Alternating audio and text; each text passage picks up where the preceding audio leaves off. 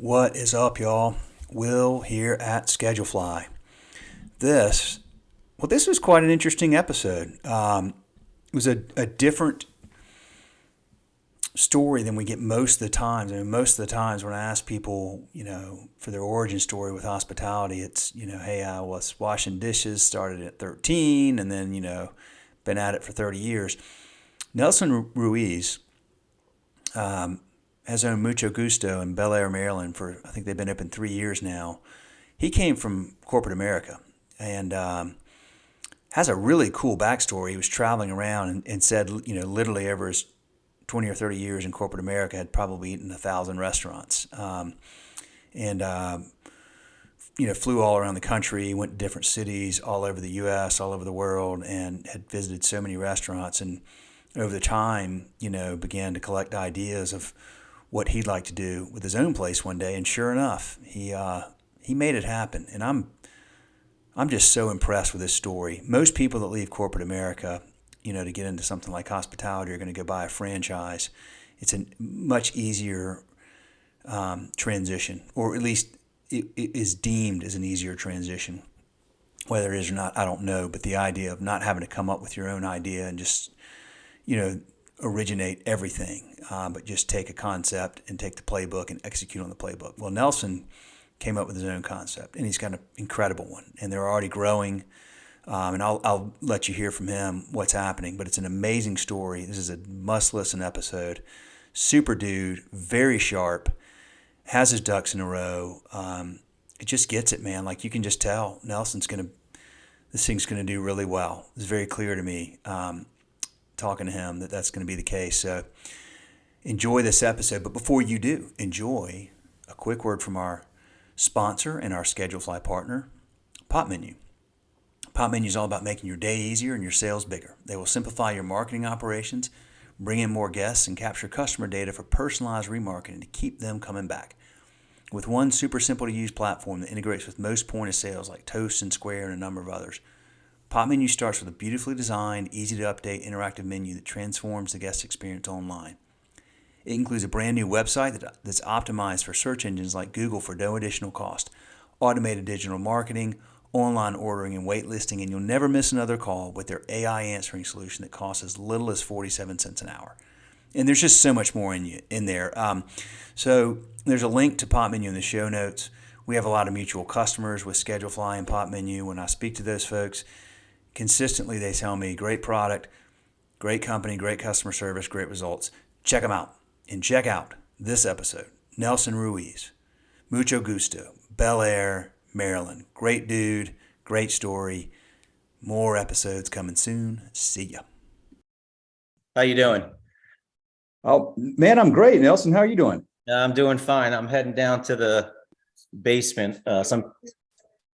I'm going to go over here. Okay, my golden retriever sometimes likes to get involved in meetings and all that. So we love dogs, man. That's okay. I've got 3 dogs Yeah. myself. They're sometimes around here, so no worries. Oh, good. Nelson, thank you for taking the time to do this today, my friend. Oh, hey, no problem. No problem. It worked out pretty good. Having a busy week, but this is probably about the best time to do this week. So it worked out fine. Well, that's great. Well, we'll dive right in there. I want to respect your time. So do me a favor and just introduce yourself real quick. Yeah, Nelson Ruiz from Baltimore, Maryland, owner of Mucho Gusto, which is a Latin Mexican restaurant based in Bel Air, Maryland. How long have you been in hospitality, Nelson?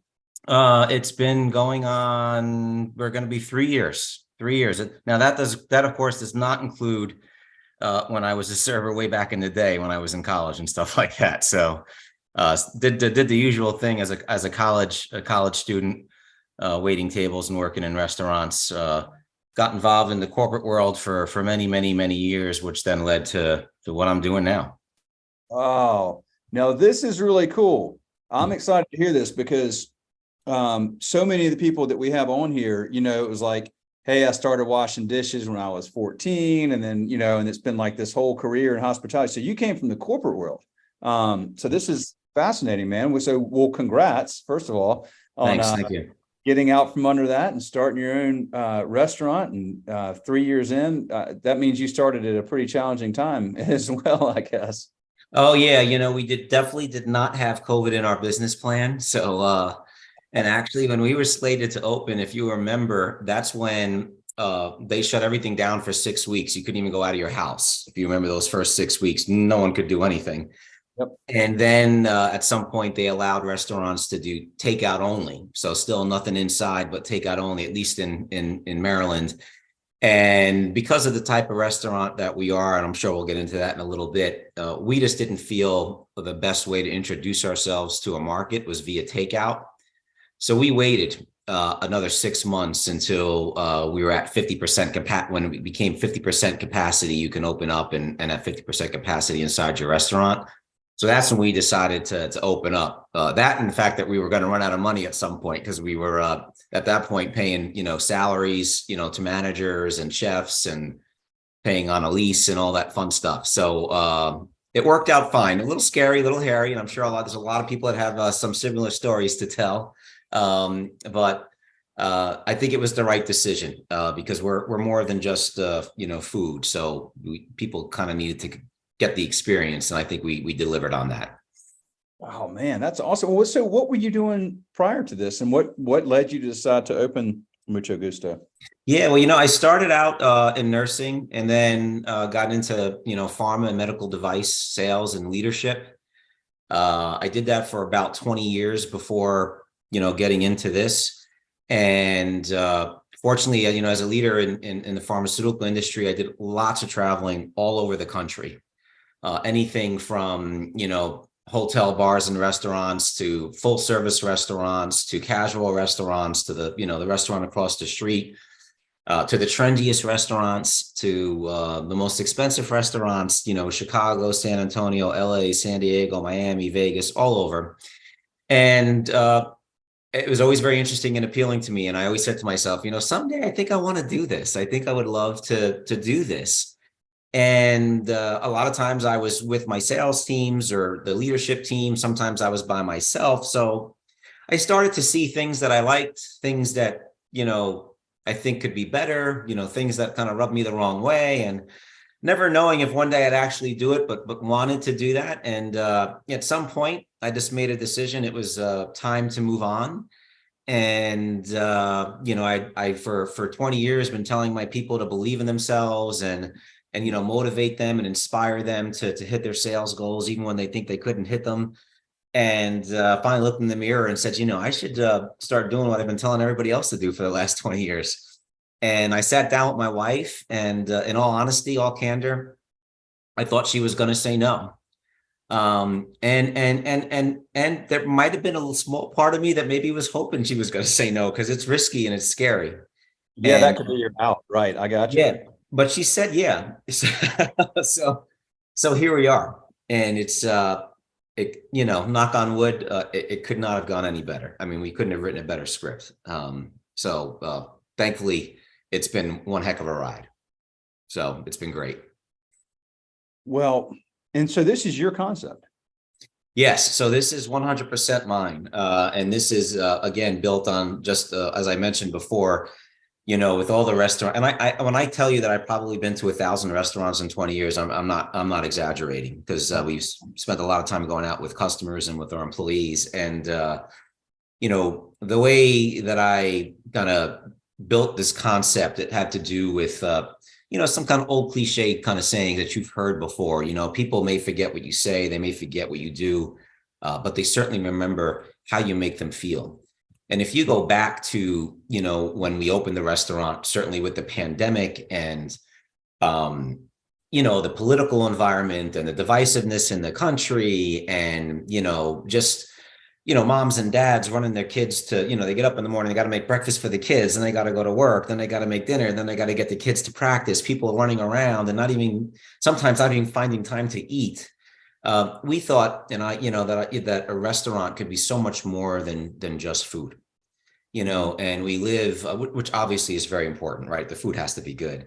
But when you think about this generation, and one of the things that I saw in restaurants, which was a little different than when I was a restaurant, when I was much younger, is just the diversity in restaurants, as far as the customer base is very different than it was 20 years ago. You know, certain restaurants would attract certain customers, and you could walk into a restaurant and, you know, sitting at this table now is somebody that you can tell is in their 40s or 50s. They've had a, you know, good career, but then sitting right next to them is the 21-year-old boy taking out his girlfriend. Obviously, he doesn't have the same budget that the other table has.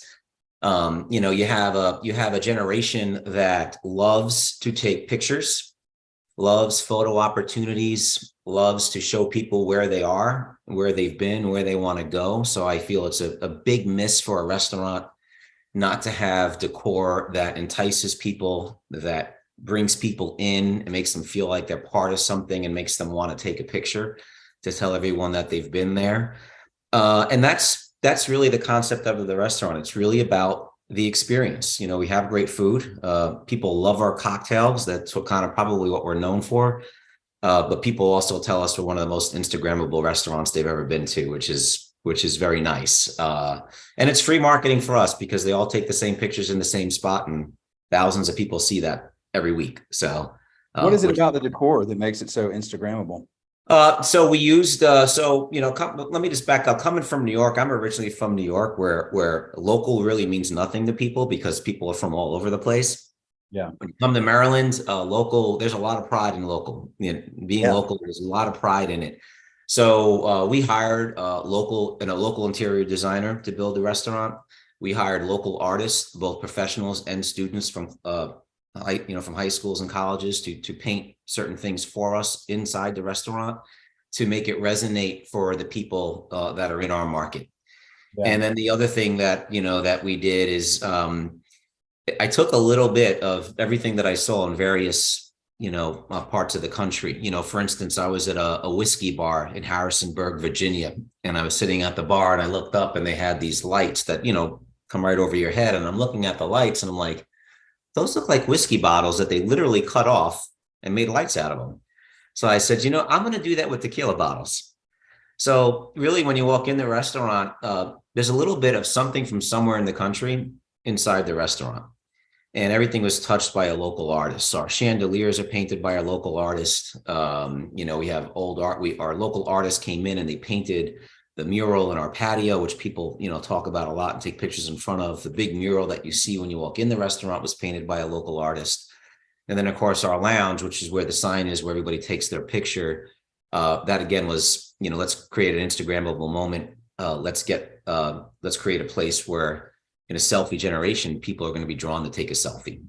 Mm-hmm. And so you got a lot going on in our restaurant. Smart, man. Mm-hmm. I got to tell you, dude, this is, I mean, you're the first person I think that I've met that left the corporate world to go into hospitality with their own concept. There's plenty of people that do it where they say, okay, because that's a big, you took a big risk and a big leap of faith. I commend you so much for doing that.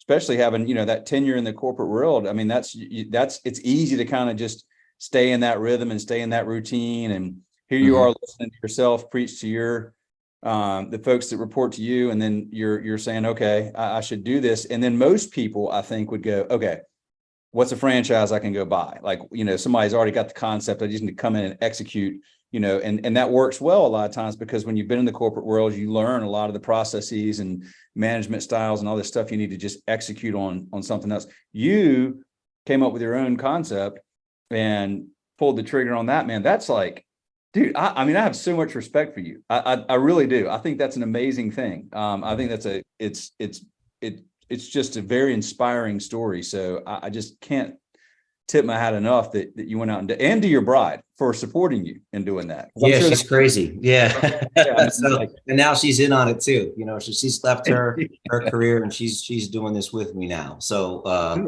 it's crazy. Yeah, it's funny you say that because when I was figuring out what my next move was going to be, I looked at franchises and I actually got really close to Jersey Mike's.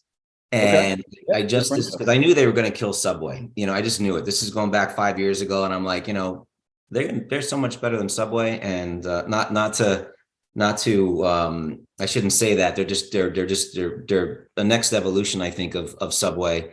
And I Yeah. really felt like, I think these guys are gonna take over that segment of the business, and they certainly are doing it. It just wasn't, for what I could make with one store and compared to what I was, used to bringing in, I would have needed a large number of stores to get things going for me. And that would have been a little too risky.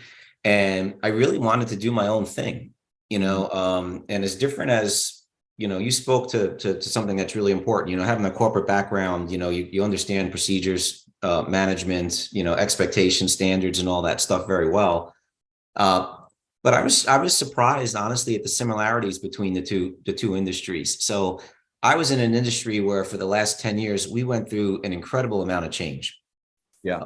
A lot of change. And I would be in a situation where I'd come to work on a Monday and I had a new sales team, I had new products, and I had a new market. And I then had to learn all those things as quickly as possible, right? So when you have new things, there's things you know, and there's things you don't know. And a lot of times people in that situation will make, not necessarily mistakes, but two things that can hinder, good performance. They tend to stay in their comfort zone. They stay with what they know, and they don't do anything to address the things that they don't know. And I think those things really helped me, not knowing at the time that eventually I would get into this industry, that those skills would really help me, because getting into this industry, I knew what I didn't know. So I found people that know how to do that. So that was really important to me. And my first internet search, I'm not kidding you, was how big should a restaurant be in square footage? That was my first internet search. And then my second internet search was, what square footage should the kitchen be, and what square footage should be revenue generating? Those are my first two questions that I asked. And then I started to, get a lot of information and say, all right, I can learn this. I can apply my skills to this. These things I don't know, I'm going to find people that know how to do that better than me. And I think it's really important to look yourself in the mirror and know what you don't know, and realize that sometimes you can learn it. But other times, if it's critical things, that may be the best course of action is to find somebody that knows how to do that better than you, and get them on the team. And that's what we did.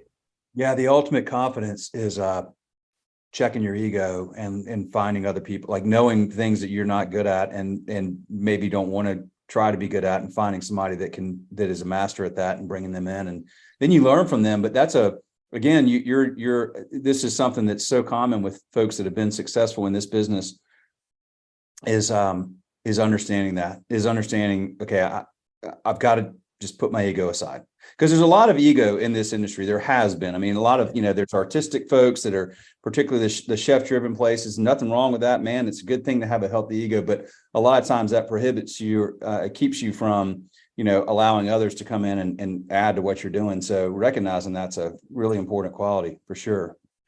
Yeah, I mean, I think you hit it on the nose. And when I did some research to find out, why do restaurants fail?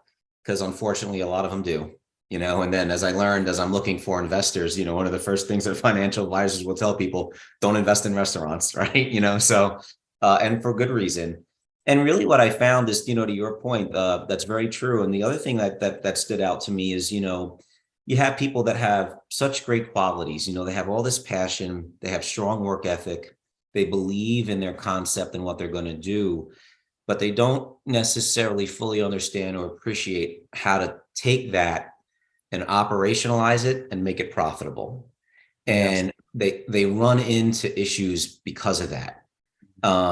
And I think that's where the corporate background, helped me. So I found restaurant people that knew margins, knew what the kitchen numbers should look like, and knew what inventory should look like, and had them help me, like, this is my concept, this is what I want, and you've kind of lived and breathed it for years, make it happen for me, type of thing.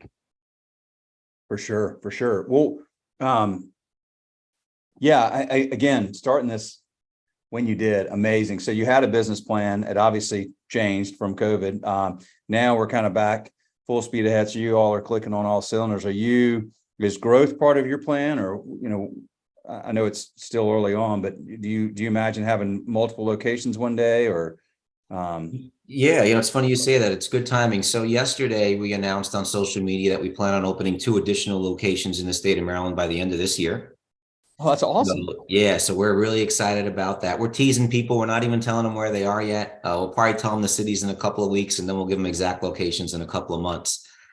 So we feel comfortable enough that we're long enough in the process where it's just an item here or an item there before the lease is signed. So we're done. We're pretty much done at this point. So we're ready to move forward on those places. So we see potentially 3 to 5 locations in Maryland, and then we'd like to go to Tampa. My wife and I love the Gulf side of Florida. We've gone there a lot. Our consultant chefs that we now have with us are based out of Tampa.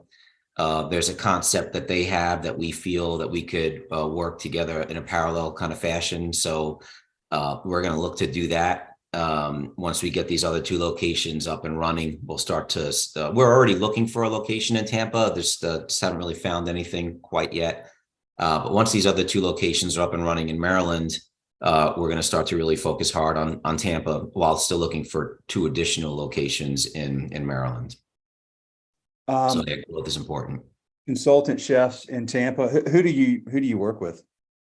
We work with the chef and the baker. They're very popular down there. They're on the news every day down there. They're pretty much the chefs that the news down there uses to help show you how to make things. And they both actually were on TV. They're celebrity chefs. They beat Bobby Flay in the contest. They both beat him. So Bobby Flay finished in 3rd. They finished 1st and 2nd. Great people, nice people. I wanted what I wanted was the best Latin chefs I could find.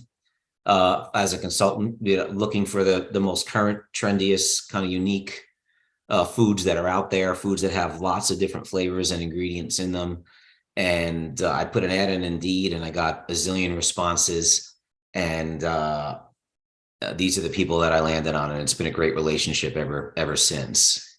So we're looking forward to partnering with them more as we move forward. We're going to be when we open up our next 2 locations in Maryland, we'll be introducing tapas to the menu as well, and some specialty tacos, which we just rolled out yesterday in our store that we do have in Maryland. So we have not only plans for growth in terms of number of store units, but continue to grow and evolve the menu as well. Do you own your property, or are you leasing? We lease. As of now, all the properties that we're looking at and the one that we currently have, we lease. Anything important you've learned about lease negotiations?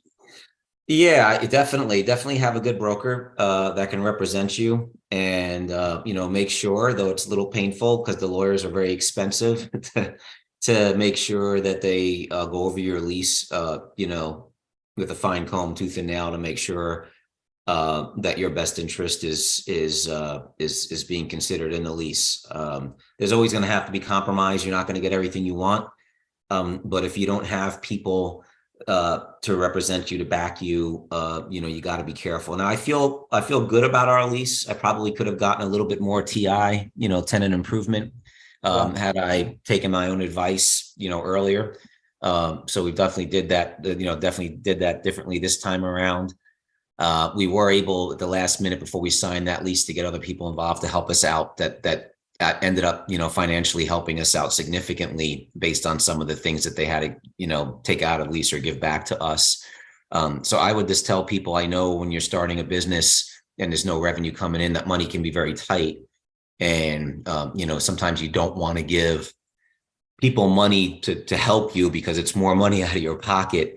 But when you're signing a lease, that's, could be 5 or 10 years of your life, and it comes with guarantees of 3 years or 1 year, whatever it is. Plus, if you're signing loans or whatever you're doing for funding, it probably makes sense to have somebody that really understands that kind of stuff sit you down and saying, this is in your best interest, this isn't, let's get this out of the lease, let's get this reworded. And that actually just happened with the place, one of the locations that we're going to sign the lease for. We almost had to walk away, and finally the lawyer said, if you don't just take this out completely, there's no deal. And they ended up taking it out. And I never would have saw that. I'm not a lawyer. A lawyer can explain something to me 10 times and it still doesn't make sense. So sometimes it makes, it's good advice, but even if it's maybe a little painful financially at first to pay experts to represent you. So especially when you're putting your name on something that you're going to be held accountable to for years. It's an investment. The cost is a line item. It's measurable. You know what you spent. The savings is potentially endless of, what they may have saved you should things go awry or whatever. Like that's what they do. So you're investing into protection for the business for the long term, so that you don't run into a situation where, you shortchanged it early on and then you wind up having to lose your business because you had something in there that would. So yeah, a great perspective. But it is hard early on. You got all of this money coming out of pocket, and you said you got investors. Yeah, I had one in particular that stayed with us and will be investing in the other one, and we have another one that's jumping on board here too. So yeah, so we have investors, bank loans, business loans, just a combination of all for the funding. yeah, gotcha. Okay, good to have as few investors as possible, I suppose, just because people are people and you never know what changes over time. And having, one thing I've heard a lot of people say is, I'm curious if you went through this process of narrowing down and making sure philosophically you and the investor were on the same page. And, in other words, like, you can sometimes find investors that are looking for somewhere to invest money, and you just want the money, and you just, boom, hey, here's somebody. But if you don't get the right person that really is aligned philosophically and has the same time frame and everything in mind, that can come back. And I've talked to restaurant owners that have been through this before, where that can come back to bite you down the road as well. Yeah, and a lot of it depends on what type of investor they are, and angel investors may want 20% return, venture capitalists may want 40% return, part ownership. They're going to want say in the restaurant or whatever business they're wanting to get involved with. So, and usually the more money that somebody's willing to give you, the more either ownership or say they want, in as part of that return. So you really have to consider where you're getting your funding from. So fortunately for us, our major investor, our top investor, is what I would call a silent investor. It's strictly that, an investment. Doesn't want any say, doesn't want to know what's going on. Of course, he wants to see the P&Ls and the numbers and all that. Not interested in giving us advice or criticism. Just wants to see his investment make money, and that's a nice place to be. And I'm not saying that every investor would be that way, but that's nice. But usually the rule of thumb, if there's a general rule of thumb, the more money they give you, the more they're going to either want in return or ownership, or say they're going to want. And that's where you've got to make that decision, as an owner for any business, how much are you willing to give up? Yep. And that's hard, when it's your baby and it's your idea and it's your concept, you don't want to give any of it up, right? It's yours. But unless you have all the dollars you need to make it happen, if you're not willing to give up a little something, you may never get to what you want. That's and right. you have to make that decision as to, maybe I will give up this piece or this amount, because this will get us to where I want to go. But it's hard. It's a hard journey. It was hard for me. I just talked to somebody a couple of months ago, the same situation, and he doesn't want to give it up. He doesn't want to give it up, and he's still stuck in the same spot. And it's tough. It's a tough thing when you have your baby and you have to give a little bit of it up to get something. But I would just tell people that if it's the right person, it's the right move at the right time, you may end up better than you think because of it. Yeah, I would say down the road, most likely you'll be glad, because that's pulling that lever early on and not having that hill to climb constantly is kind of frees you up to execute on what you want to do with your plan, with your baby. Speaking of that, one more thing I want to ask you. I want to respect your time, but I want to ask you, because you mentioned this is your baby, right? And so I always find this dynamic really interesting, Nelson, which is how, like, we're lucky.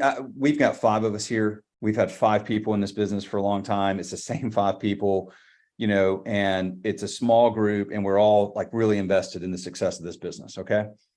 I always find it fascinating when people own a business particularly a restaurant where people come and go so often, where this is your baby. And the way you approach a customer and take care of a customer, the way you approach vendors, the way, and the relationships you build are so critically important. And the why is so important to you because it is your baby.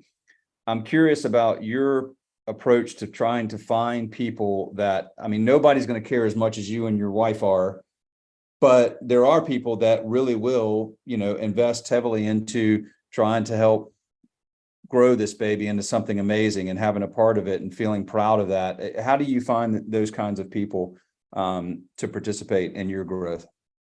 A couple of ways, and that's a great question. And I the way that I find those people is with the future and tomorrow in mind. So we know that we want to grow.